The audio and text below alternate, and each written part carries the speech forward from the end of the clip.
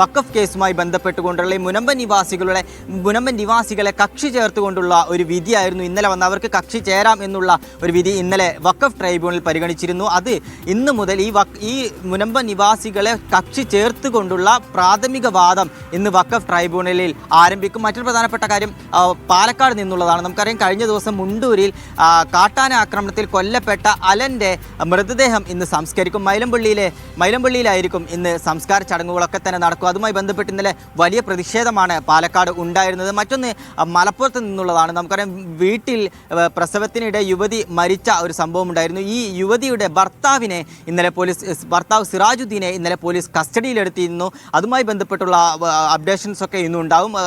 കൂടുതൽ വകുപ്പുകൾ ഈ സിറാജുദ്ദീനെതിരെ ചുമത്താനുള്ള ഒരു സാധ്യതയുണ്ട്. ഇതാണ് ഏറ്റവും പ്രധാനമായി മലബാറിൽ നിന്നുള്ളത്.